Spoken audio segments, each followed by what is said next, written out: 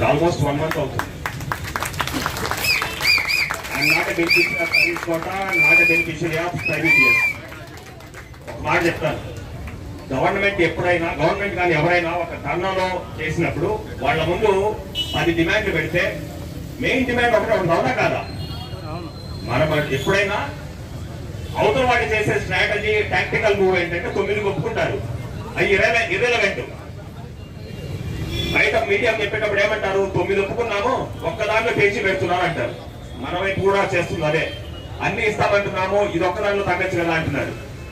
Main topic service quota కదా, అవునా కదా? Main topic service quota. ఇంకోటి, చాలా మంది వాట్సాప్ వారియర్లో ఉచిత సలహాలు బాగా ఇస్తున్నారు గత 3 రోజులుగా. I don't give a dam, నేను డైరెక్ట్ గా వాట్సాప్ వారియర్సే అంటున్నాను వాళ్ళని. ఇక్కడికి రాకుండా ఉచిత సలహాలు ఇచ్చేటువంటి వాట్సాప్ వారియర్స్ తగ్గొచ్చు కదా. మనకేమైనా సరదాగా ఉందండి. ఎప్పుడన్నా రోడ్ల మీదకి వచ్చిన బాబుతేనా మనము? ఎప్పుడన్నా గొంతు తెచ్చుకొని అరిచిన బాబుతేనా మరి డాక్టర్లు అనేవాళ్ళము? హాయిగా తక్కువ టై వేసుకొని నీట్ గా సూట్ ప్యాంటు మూట వేసుకొని ఓపిలో కూర్చొని చేయాల్సిన వాళ్ళము చేసేవాళ్ళు, అవునా కదా?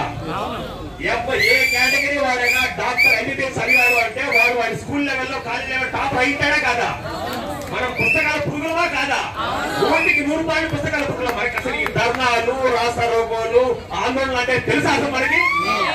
మనకు కూడా వీటిని పరిచయం చేశారంటే తప్పేవాళ్ళండి.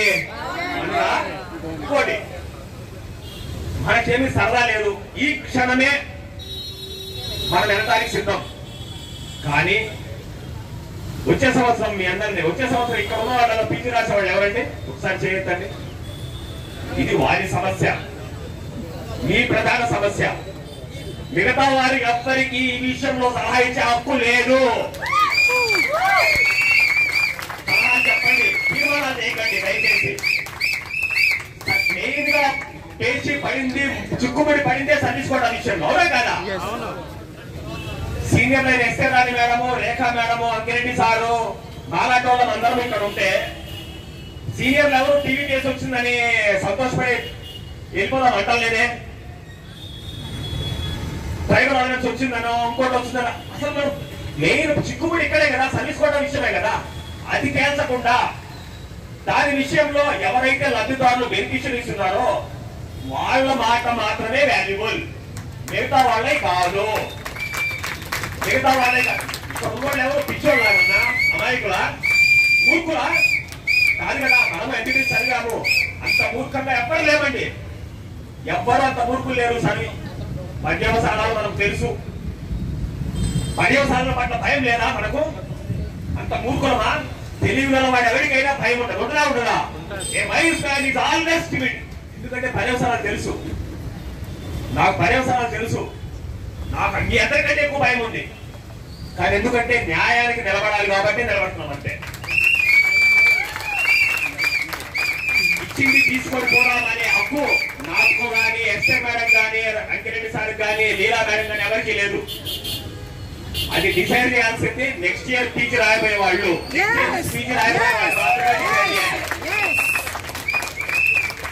వాళ్ళకి అన్యాయం జరుగుతుంది అని భావించాను కాబట్టే ఈ రోజు కొనసాగిస్తున్నాం. ఎవరైతే లబ్ధిదారులు బెనిఫిషరీ స్టేక్ హోల్డర్స్ ఉన్నారో వారికి న్యాయం జరగడం కోసం ఉన్నాం. మనం ఇద్దరికి రిస్కులు తెలుసు, రిస్కుల భయం మాకు కూడా ఉంది. ఇంకా నిండా మునిగాక సరేంటి చెప్పండి,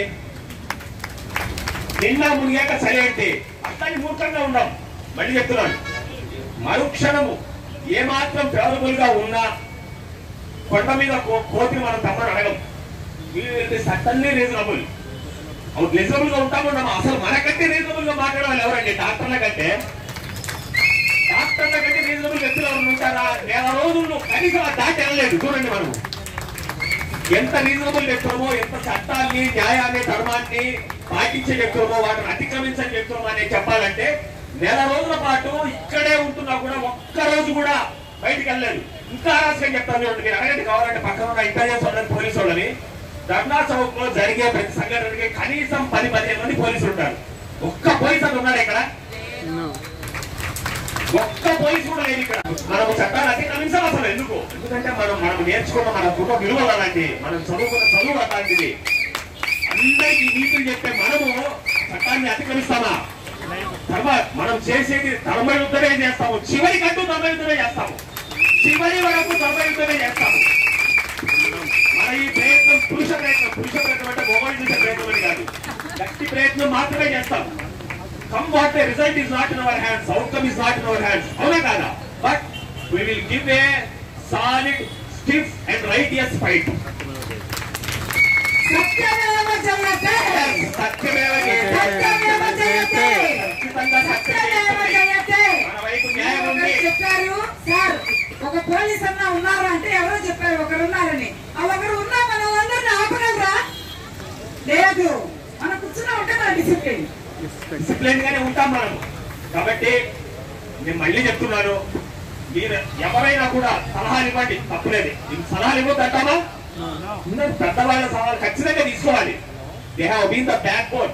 మనకంటే ఎక్కువ పోరాటాలు చేసిన వాళ్ళు, వాళ్ళకి అనుభవం ఉంది, ఖచ్చితంగా వాళ్ళ సలహాలు తీసుకోవాలి. మనము సలహాలు ఇవ్వద్దు. But at the same time ఎవరైతే బెనిఫిషరీస్, నిజమైన స్టేక్ హోల్డర్స్ ఉన్నారో వారికి అన్యాయం జరుగుతున్నప్పుడు మనం కూడా ఒక క్షణము వాళ్ళ పొజిషన్ లో ఉండి మనం ఆలోచించాలని కోరుతున్నాను నేను. మనం ఎవరో మూర్ఖంగా లేము, మూర్ఖం అసలే కాదు. మనం అస్సలు మూర్ఖత్వం అనేది మన ఒంట్లో లేనే లేదు. But at the same time ఎవరైతే అన్యాయానికి గురవుతున్నారో, అన్యాయం జరగబోతుందో వారు ఒప్పుకున్న మరుక్షణమే ఎంతకైనా తగ్గడానికి మేము సిద్ధం. మనం సిద్ధమా కాదా? ఖచ్చితంగా సిద్ధం. కానీ వారికి అన్యాయం జరుగుతుంటే వారికి నోట్లో మట్టి కొట్టడానికి ప్రణాళికలు ఉంటే వాటిని ఛేదించలేకపోయినా కనీసం గొంతు విప్పైనా మాట్లాడడానికి ఎల్లవేళ మేము సిద్ధంగా ఉంటాము. కాబట్టి దయచేసి ఇంత వర్షం పడుతున్నా కూడా, చుట్టుపక్కల అంత వర్షం పడుతున్నా కూడా కోడి పిల్ల పొదుగులో వచ్చినట్టుగా మన సంకల్పం గొప్పది, పెద్దది, న్యాయమైనది. కాబట్టి మన ఈ సంకల్పాన్ని ఎవ్వరూ ఆటోమేటిక్ గా మొదటి రోజు ఉన్న ఊపి ఈ రోజు ఎలా ఉంటుందండి? ఉంటుందా? ఎందుకుంటుంది? ఎలా? మనం మానవ మాత్రమే కదా, మనం మనుషులమే కదా. Boredom will set in, fatigue will set in, నిర్లిప్తత, నిరాశవాస దృక్పథం వస్తుంది. But at the same time when we are near to the victory all these things will happen. ఖచ్చితంగా ఒకటి సాధించబోయే ముందు నిరాశ, నిస్పృహలు వచ్చేటట్టు చేస్తుంది సమాజం, వ్యవస్థ అలా చేస్తుంది. But it is how strong you remain when you have no hope. మనం స్ట్రైక్ చేసింది ఒకే ఒక్క కారణం అంటా నేను. ఒకే ఒక్క కారణం, ఈ నెక్స్ట్ సంవత్సరాలలో సర్వీస్ కోటా గురించి, నెక్స్ట్ సంవత్సరంలో పీజీ రాయబోయే వాళ్ళ కోసం, అంతేనే కదా? వారికి ఏమాత్రం రీజనబుల్ న్యాయం జరుగుతుంది అనిపించిన మరుక్షణమే we will be ready to call it, అవునా కాదా? దయచేసి స్ట్రైక్ గురించి, మనం చేస్తున్న ఈ ఆందోళన గురించి పరిపరి విధాలుగా పరిహసిస్తూ, వ్యంగ్య వ్యాఖ్యానాలు చేస్తూ, ఇక్కడికి వచ్చి ఎన్ని వ్యాఖ్యానాలు చేయండి, ఈ స్టేజ్ మీదకి వచ్చి ఎన్ని మాటలని చెప్పండి, ఎన్ని తిట్లని తిట్టండి, తినడానికి సిద్ధం, అడగడానికి సిద్ధం, మీ మాటలకి కౌంటర్ ఆర్గ్యుమెంట్ ఇవ్వడానికి మేము సిద్ధం, అవునా కాదా? ఇక్కడ రాకుండా, ఇక్కడ పరిస్థితులు తెలియకుండా వందల వేల మంది భవిష్యత్తు పడంగా పెట్టి ఉచిత సలహాలు అయితే దయచేసి ఇవ్వద్దు. రాయబోయే వాళ్ళకి తెలుసు ఆ బాధ ఏంటో. అగమ్య గోచరంగా భవిష్యత్తు ఉంటే కడుపు నిండా, మొన్న ఎవరు అన్నారు కదా, కడుపు నిండా బిర్యానీ తిని రైతు అడుగుతున్నారని, వాళ్ళు కూడా మిగతా ఈ సలహాలు ఇచ్చే వాళ్ళు కూడా ఇదే మాట చెప్పాల్సి వస్తుంది. కాబట్టి దయచేసి ఇది ఇక్కడికి రండి, ఇక్కడికి వచ్చి ఈ క్షణమే మీ ఆర్గ్యుమెంట్ చెప్పండి. ఎవరైనా కానీ లేదు మనం తప్పు చేస్తున్నాం చెప్పండి. ఇక్కడికి వచ్చిన వాళ్ళు చాలా మంది అంటున్నారు కదా, తప్పు చేస్తున్నామంటే ఖచ్చితంగా తప్పు అని నిరూపించిన మరుక్షణమే మనము తప్పు చేయడానికి మనం ఎవరు సిద్ధంగా లేము. We always try to be on the right path. We always try to be right. ఆ పోరాటానికి, పోరాడే తత్వానికి, సర్దుకోవడానికి తేడా ఉంది. There is a hairline difference between getting adjusted and being truthful and revolting. మనమేమి స్వాతంత్ర సమరంలో లేకపోతే చేయట్లా, ఆత్మహత్య దళాలని కాదు, మనమేమి అంత పెద్ద యుద్ధాలు ఏం చేయట్లా. మనము ఇంకా చెప్పాలంటే మన కోసమే మనం పోరాడుతున్నాం, ఎవరే కదా? మన కోసమే మనం పోరాడే యుద్ధంలో మనం లేకపోతే ఇళ్లలో కూర్చొని ఉన్న వాళ్ళకి మళ్ళీ ఒక్కసారి చెప్తున్నాను, మీరు ఇక్కడికి రండి, ఈ ఆర్గ్యుమెంట్ చెప్పండి, సర్దుకుపోదాం రండి అంటారా చెప్పండి, తప్పేం లేదు. ఎవరు అవుతారు మనము ఎవరన్నా మైక్ మీరు స్టేజ్ మీదకి వచ్చి మాట్లాడదు అంటున్నా మనం ఎవరన్నా? Everybody has a right to express his or her opinion, అవునా కాదా? దాన్ని 100% మనం పాటిస్తున్నాం. చెప్పండి, మీరు మనది రైట్ అయినప్పుడు ఖచ్చితంగా మాట్లాడండి, దాన్ని ఒప్పుకుంటాను. At the same time hope లేనప్పుడు హోప్ కలిగించాలి. రెచ్చగొట్టం, ఎవరిని రెచ్చగొడుతున్నాం మనం ఎవరన్నా? ఎవరిని రెచ్చగొట్ట రోడ్ల మీద రావడం ఈ పాటికి ఎప్పుడో రోడ్ల మీద. ఈ రోజుకు కూడా ఇప్పటికి కూడా మళ్ళీ ఇప్పుడు కూడా పోలీస్ స్టేషన్కి వెళ్ళి రేపటి ర్యాలీ కోసం పర్మిషన్ అడుగుతున్నాం. ఉదయం నుంచి 3 సార్లు ఫోన్ చేశారు సిఐ గారికి, సార్ పర్మిషన్ ఇవ్వండి సార్, సార్ పర్మిషన్ ఇవ్వండి సార్ అని. పర్మిషన్ లేకుండా వెళ్ళలేము రోడ్ల మీదకి. వెళ్తాము మనము? వెళ్ళం కాక వెళ్ళం. ఎందుకంటే we are responsible citizens, we are responsible doctors. Responsible గా ప్రవర్తిస్తాం మనము. చదువుకోవడానికి సివిలిటీకి తేడా ఉంది. కాబట్టి ఎవరైనా కూడా మన రేపు ఖచ్చితంగా, నాకు తెలిసి రేపు ఖచ్చితంగా it's going to be big day. మీ అందరికీ చెప్పండి, రేపు ఒక్క రోజన్నా కనీసం రమ్మని చెప్పండి, రేపు ఒక్క రోజన్నా కనీసం రమ్మని చెప్పండి. వర్షం పడ్డా కూడా ఇంతమంది పిచ్చోళ్ళే లేరు ఇక్కడ, అసమర్థులై లేరు, చేతగాని సవటలు కాదు. We are fighting for right cause. ఇంకా పచ్చిగా చెప్తానండి, ఈ ఇక్కడికి రాకుండా ఉద్యోగాలు ఇస్తున్నారు వాళ్ళకంటే గవర్నమెంట్ 100 రెట్లు ఉన్నాయన్నమాట. 100 రెట్లు ఉన్నాయి వాళ్ళకంటే. మనది ధర్మయుద్ధమని గ్రహించింది కాబట్టి ఇప్పటి వరకు మనం ఉక్కు పాత్ర దాడిచేయలేదు. గమనించండి, మనకు మాట్లాడే స్వేచ్ఛనిచ్చారు, మన ఆర్గ్యుమెంట్ చర్చలు ఇచ్చారు, మన వాణిని ఎక్కడ ఒకటే కాదా ఖచ్చితంగా ఒక విషయమే. వీళ్ళేందంటే మాట్లాడరు, పెద్ద ఉచితాలు మాత్రం ఇస్తారు ఇక్కడికి రాకుండా. వాట్సాప్ లో వారియర్స్. గవర్నమెంట్ 100 రెట్లు మేలు కదండి, 100 రెట్లు మేలు. మనం ఎక్కడ ఒక్కసారి కూడా మనం చేస్తుంది తప్ప లేదు. చూడండి, ఒక్కసారి కూడా మనం అడుగుతున్న గొంతులో కొడుకు అనలేదు. ప్రతిసారి మీరు అడుగుతున్నవన్నీ నిజాలు, బేసిక్ రైట్స్ అయింది. వాళ్ళు నచ్చుకుంటే ఆ క్షణంలో మనల్ని తరివేయచ్చు. ఆ పని చేయలేదు. కాబట్టి నేను ఒకటే చెప్తున్నాను, coming 2 days will be deciders. మరొకసారి చెప్తున్నాను, దయచేసి ఎందుకు చెప్తున్నామో అర్థం చేసుకోండి. లేదు ప్రాబ్లం ఏంటంటే ఎందుకు సర్దుకోవట్లేదు, ఎందుకు దుకాణం సరిచేయట్లేదంటే this is the decider for the association. మనము ఇక నెక్స్ట్ ఏం చేయాలన్నా we have become the face of the health department. ఖచ్చితంగా ఈ 100% నిజం.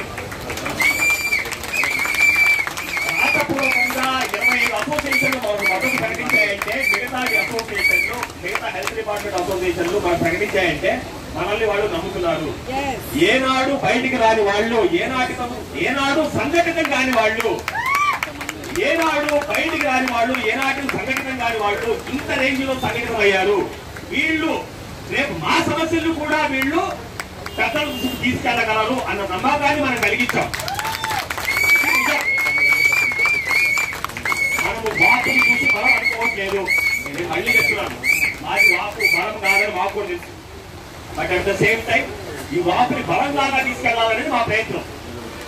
ఇప్పుడు మనము చేస్తే, సర్దుకుంటే, వెనక్కు తగ్గితే పలాయనం వెనక్కు తగ్గడానికి నేను సిద్ధం. పలాయనం సిద్ధగించం, పారిపోతే ఏమైందంటే నెక్స్ట్ ఎవ్వరు మనల్ని నమ్మరు, మన వాళ్ళే మనల్ని నమ్మరు. అందుకనే మళ్ళీ చెప్తున్నాడు, మనకు చేసే ఈ ధర్మయుద్ధంలో మూర్ఖంగా ప్రవర్తించము, అత్యాసం పోము. But at the first sign of reliability మనకు కొంత న్యాయం జరిగింది అనిపించినా కూడా వీఆర్ రెడీ. వాళ్ళు ఒక్క స్టెప్ ముందుకేస్తే మనం 10 స్టెప్పులు ముందేయడానికి సిద్ధం. But it shall be the decision, it shall be the prerogative of the batches who are going to write PG from the next year onwards. Yes.